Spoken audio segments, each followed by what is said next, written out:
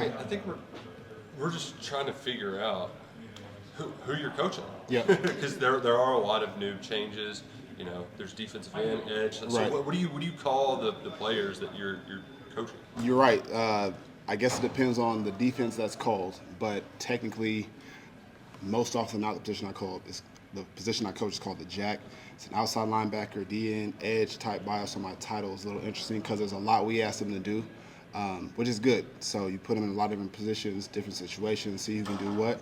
What's unique about the group is that we have a lot of different skill sets, a lot of different body types, but what they bring to the table is different situation based. So long-winded answer to your question. Technically, they're called jacks in our defense, but they're going to be all over the place, all over the field, doing a lot of different stuff. And how much does that differ than like the buck that we learned about recently? Yeah, so buck is more of like I shouldn't say traditional. Buck is more often an inside backer, but again, like Coach Bateman's defense is so unique because these guys are lined up in a lot of different spots just because we have such a unique roster, I would say. So try to utilize everybody's talents, figure out where we can put them in the best situation, go succeed. So if you're looking at body type comparison, Buck's more of like your inside backer, and the Jack's more of your traditional stand-up DN outside backer. So it felt like retaining guys at that jack position, Sam, Lorenzo, CJ was important. What did you like about those guys? Most definitely. While I was, before I was here and trying to figure out who was going to be left on the roster, turn on the tape and you see these guys that get to play a lot of snaps in the prior years and seeing what they're able to do. And I wouldn't say it's completely different from what they've done in the past. There's a lot of similarities. I think some of the techniques may be different, and then obviously there's some newer things we're asking them to do. But I think you're right. Having a good starting point has been great for us, especially guys that have some experience. Sam kind of leading the charge with the most reps, and you got Lorenzo that's played a bunch. You got CJ Works, and you got Antonio Berry came over from Gardner Webb, who's adding another element to that. So rolling with the punches there, but they've been doing a good job attacking it. So we're in a good start. What did you all like about Antonio? From a smaller school, who you thought could translate to this? I mean, when you look at him against the higher scale competition, they play like Georgia Tech and things like that. You can see the competition was there. I think he was more of like a true DN in that system he was playing in. So challenging to do a little bit more has been different for him, but he's been able to pick it up extremely well. And just the pass rush element, like I'm always going to be looking for pass rush number one. And can you violently set the edge? In this conference, they're going to hand that ball off. So you got to have that grit and that grind to really stop it. And I think he showcased that. Getting known throughout the recruiting process, it was crazy. I wasn't even here yet, but having to recruit for this place while you're not, all the same stuff Stein had to do and Coach Bateman had to do was all the same situation. But all those things showcased all those guys I was looking at, right? Whether it was Sam, whether it was Antonio in a different jersey, just trying to put the pieces together to kind of fit what we're looking for defensively.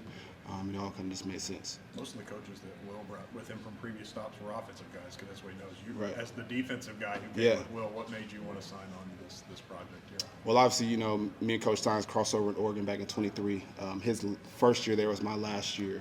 And just knowing what he was about, how he was going to be in the offense was a huge thing for me, but also just getting to know Coach Bateman over the years. I'm kind of like a football junkie, so I'm always keeping up on defenses around college football, who's doing what, and I just always knew in his defense he was always having dominant front players, especially on the edge. You look at Cassius Howell, who was SC Player of the Year last year, and it's probably like 1 or 2 in sacks. So knowing that the position I'd be coaching would be able to play a little more aggressively.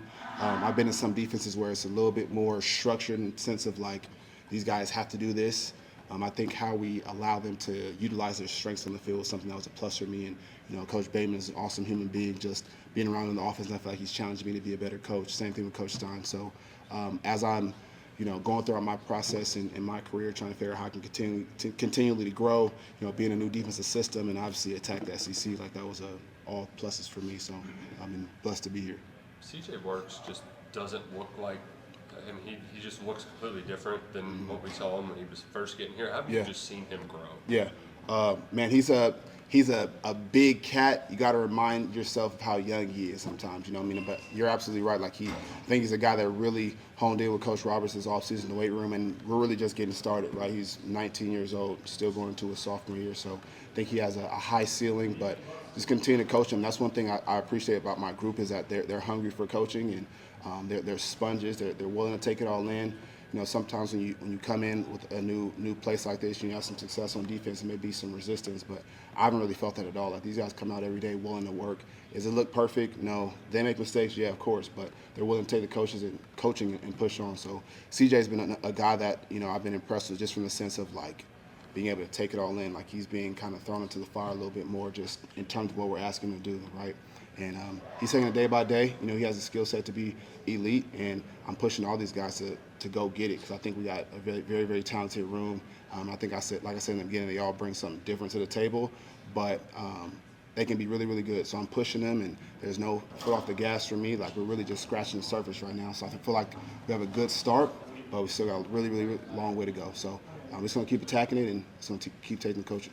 Sam, you mentioned Sam earlier. Yeah. Coming off that injury, how involved can he even be? Yeah. And like, what's his just kind of impact been now that while he's dealing with that rehab? He's had a great deal of impact on our room. Like, that was one of the first things I talked to him when I got here, was just like, we got to be involved. And he's on the field, he's around, he's pretty much out there, So obviously, we want to be smart about his timeline and what needs to happen. But just from a cerebral standpoint of him being out there, he has the most amount of snaps in the room, right? So understanding like blocking schemes, different route concepts we may be getting as a defense, how we have to affect the quarterback. I think those things he's able to explain in a different level of detail as a current player on the field versus from a coach's lens. So he's a great help for me, just being another voice on the field. And if I'm not getting him the correction, he might be there before I'm even there to give him the correction. So he's there. He's in the meetings. He's in on the field with us. So he's there for us, and he's been a great leader for us, just in the sense of having another voice. Like, ultimately, I'm gonna have my coaching points, and he knows that we're gonna kind of control the ship. But I am very adamant about him being involved, just because he can give another side of it from actually just being out there the most. He's played a lot of football, whether it was here, whether it was at Southern Cal. So just different perspective, I think he brings it to the group. How would you describe your recruiting strategy in this era where everybody's obviously wants to know what the financial part of it is, but as a recruiter, how do you approach all that? I don't know if I'd say I have a specific strategy. For me, it's all about relationships, and I think what we're trying to do here is slightly different in terms of the type of guys that we're bringing in. Like yeah, there's an NIL element, but ultimately, like, what Coach Stein really preaches is that, like, we want guys that want to be here. So it's really developing an understanding of what somebody's trying to get out of their recruiting process, and if it matches what we're looking for, then we have a good mesh. As you know, it can get wild and crazy with all things that's going on outside of football. We can't lose sight of what the most important thing is. So for me, like, I'm hungry as a coach. I know our staff is really hungry to come in and attack and get some wins. So we got to get guys that's with that same process. And if we don't fit that, that's okay. We're not gonna be desperate for guys we feel like doesn't fit what we're looking for. Obviously it's got to look a certain type of way on the field, but for me, like, your mentality and your approach to the game has to look a certain type of way too. So I like to dive deep into it, because when you get here, I'm the same way. Like, I talk about, like, developing the total athlete. Like, it's one thing, again, your technique right on the field, but I also feel like things we do outside this building, how we carry ourselves in the community, how we handle academics, all that stuff matters. So I try to be very transparent up front about how I am as a coach and what our expectations are of you when you walk in this building. And it really just comes from getting to know guys. And to me, it's not always about, like, hey, look how I can coach you up and do this. Like, there's obviously elements of that and showing you how you can be a coach, but there's also deep diving into, like, what do you like in the classroom? What do you like with your buddies? What do you like to do outside of football? How are you in the weight room? All that type of stuff matters, because I think my group, they're competitive, they're hungry, they want to grow and get better. So I have to bring guys that kind of match that temperament, so we're not just having guys that are, whatever, different. I'm not saying your personalities have to be exactly the same. You can be a high-energy guy and more of a low-key guy, but when we step on the field, it's time to work. When we step in the weight room, it's time to work. When we step in the classroom, it's time to work. It's more of that mentality piece. So that's kind of how I approach it, and that really, showcases based off the development and the relationship building, I'd say. Everybody that's spoken with us this spring has talked about the competition out there. That word comes up constantly, and the Mamba drill. No doubt. That people seem excited about. Yeah. What have you seen that bring out in your guys going against this group that Coach Leftwich and Coach Burke have assembled? I think it's been awesome, man. I think it's been some good battles back and forth. I wouldn't say we win every rep, I wouldn't say we lose every rep, but ultimately, if you want to put, like, the best product out there on game day, you got to have some type of competition element, and that comes from just being at your best when your number is called. Can you make that play? And I think that's what the Mamba drill is about. It's just mano a mano, who's going to win this rep, right? And if you're going against a quality player, like, I think we brought in a great a transfer portal group, and we were able to retain some really, really good players. So I think there's competition all across the board, and ultimately it pushes you to be at your best, because on Saturday that's what's going to be. Whether it's 50 players on defense or 85, like you got to be at your best every single moment. And we kind of just constantly challenge them to be in those uncomfortable situations. Like, it's never fun. You're in mama drill, you lose a rep, but like for me, how can I coach up the technique, the takeoff, the get off, like what were you trying to get accomplished on that particular play or that particular drill we were in, right? So I'm understanding how we can attack it, understanding how we can constantly find ways to be hungry for those competitive moments versus like shying away from it and kind of waiting for somebody else to make a play. That's kind of been the mentality I'm pushing with the group. Like, nobody's coming to save you, and like obviously you can make plays within the scheme, but like when you're in that moment, like let's go make it. Let's do more than what than just setting in our gap and letting the linebackers feel. Like, let's make that a buddy tackle so we can make our entire defense better, if that makes sense. So it's more of a mentality, and I think Coach Stein's doing an awesome job of putting our groups and our sides of the ball in competitive situations, so we know when they show up in the game, we're prepared for it. You were at Ohio State, Oregon, pretty big brands in this sport. Is it any different recruiting at a place like Kentucky than those places? Yes and no. I would say, places like Ohio State, at Oregon I've been at, they kind of have more of a recruiting strategy. There's like a type of player you're attracting, and I think here is a little bit different because we're trying to be a little bit more unique. And like, to truly fit in this place, you got to know what the mentality is like. Is here. I would definitely say it's more of a blue collar type of environment. Not saying those other places aren't.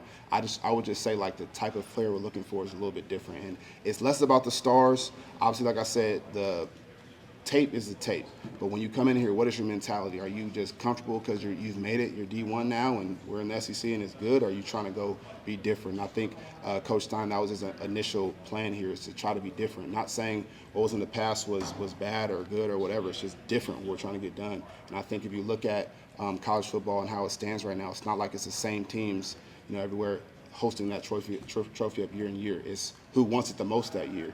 And I think if we can get that mentality collectively as a group, we'll be in good position. So we just got to keep attacking it. I do have a question about your playing days, though. Rose Bowl. What goes to your mind when you see that ball flying backwards out of Jameis's hands? Man, that was many moons ago. So trying to put myself back in there, I honestly don't really remember.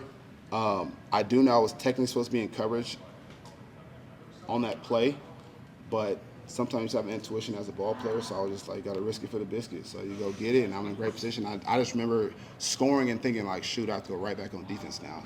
And, like, in that moment, if you were to ask me how many years it's been, 10, 12 years that we still be talking about, I wouldn't even be thinking about it. But, like, almost every month somebody's tagging me in it on social media or I'm seeing it. So it's kind of crazy to have one of those moments. Like, Rose Bowl is an awesome game, especially me being a Southern Cal guy. It's like they truly say granddaddy of them all for a reason. So I don't know, man. Just got to make plays. Like I said, when your number's called, can you make a play? And that's kind of how I live. Yeah. You played high school football with Steven Johnson, who was a quarterback here in the last bit. I talked to him. He said that you were really cool and you were kind of the leader there. What do you remember? I don't know if you know Steven at all, but your roots in Southern California, would you ever imagine getting to Kentucky of all places? Man, I never was even thinking about coaching that far along. Like in high school, I was just like, what can I do to get to college, get my school paid for, compete at the highest level? So at that moment, I was really like laser focused. And looking back, I wish I was a little bit more like acting like a high school kid, enjoying the moment. I felt like I had like a handful of friends in high school just because I was just so laser focused and I got to get to college, whatever it takes, and didn't necessarily enjoy it. And that's something I share with our guys now. Like, I feel like I had a great playing career, both college and the league. And if there's one thing I would do, go back in time, just enjoy where I'm at, be where my feet are a little bit. I played in 2 national championships, and all I remember those weeks leading up to it was like, how can we win? How can we win? And like, I don't feel like I truly enjoyed those moments as much. So it's a delicate balance of always working hard and also like taking time to enjoy the moment, and we can just go attack from there. So you talked about having that player's intuition back in your playing days. When you're coaching, how much do you balance this is what we're doing versus kind of letting players have that intuition? At what point does a player kind of gain that trust to you to maybe go rogue a little bit sometimes? Yeah, I don't know if go rogue is the right word, but more so like understand the parameters within the defense. That's what's great about Coach Bateman's defense is that we're very detailed in what we can do, right? This is your job on the play. These are your options, how you can get that job done. So it may look different from the offense based off of what these guys are trying to do, but that's where you kind of gain the players' trust and understanding how exactly I can do this, right? I'm supposed to be in the C gap, let's be in the C gap. How I'm going to play it can be based off of the set of the offensive line, the play that we're getting, well, maybe it's a formation, right? So all those type of things kind of come into play. So it's really about explaining to them exactly what we're trying to get done, understanding what the other 10 people around you are doing, and then when you're able to explain that to me, right now I feel a little bit more comfortable about how you're designed to do that play, if that makes sense. Couple more. Is there a guy on the other side of the line that's really testing your guys on a daily basis to bring it? Honestly, I'd say a few. Like obviously Lance Hurd, like he's a real guy, and I think our guys realize we got to come with it every single time against him. I think Olas has been great for us. Colton at the center spot. Like I said, we're all over the place, and those guys are great leaders. Big Mark's another one. I mean, there's a plethora of guys. Tegra, like whoever it is, you know what I mean? We can be lined up against whoever, depending upon the drill that we have. Sometimes we do one-on-one pods and we line up against the center, whoever it is, right? So for me, just these guys have a ton of experience playing games with a group that maybe doesn't have as much in-game experience. Again, challenge them to compete, be at their best has been a great help. You know, obviously I know Cutter for a long time. Dallas, another guy I've known for a real long time. Like, I know what they're going to bring to the table offensive line-wise up front, so it's on us to kind of bring that same energy and effort to compete. So it's been good both sides of the ball. I've been enjoying it, just seeing the battles. Like I said, it's not always a win, it's not always a loss, but I feel like either side's growing throughout that process. So those are just to name a few off the top of my head, but I would say like we have great depth on both sides of the lines, and we've been getting after it a little bit. How did it help your career starting in that player development role in Oregon as Yeah. opposed to just being a GA position coach? Well, I actually did start as a GA. I was a GA for 2 years at Nebraska. That was my first job. My position coach was defense coordinator at that time. And I went into a player development role with Coach Cristobal when he was at Oregon. Was just ready to get back to the West Coast. Obviously, an opportunity to coach be at my alma mater was like something I felt like I couldn't pass up. And then we had a staff change. Coach Lanning came in, and then I really took a step back from like a full-time position like Courtney Love to being a GA again in a more of a coaching role, you know, as the rules starting to change and you didn't have to have just a 10 full-time guys coach position. I was able to do a little bit more. So, but I will say player development did a great deal for me as a coach, just for understanding like all the other elements that go into like getting these guys to Saturday, right? Making sure we're on top of our academics, making sure we're handling all the community engagement things, like getting out and meeting as fans. Like I feel like UK has such a great support, and like why not get to know those people? Why not, you know, build a strong community? All those people say this is a college town. I feel like it could be so spread out at times, but no matter where I go, I feel like the support is strong. So just kind of encouraging these guys to get out and just enjoy where you're at, because there's going to be a ton of people supporting you, a ton of people like cheering your name on Saturday, so we can do our part to get in the community. So for me, it just helped me have like a wider lens of like how we can develop these guys while they're here and maximize our opportunity while they're here. So I don't take it for granted at all. Like I'm appreciative of my path and my experiences, because I think it makes me day-to-day better as a coach. All right, everybody good? Good. All right, appreciate you guys.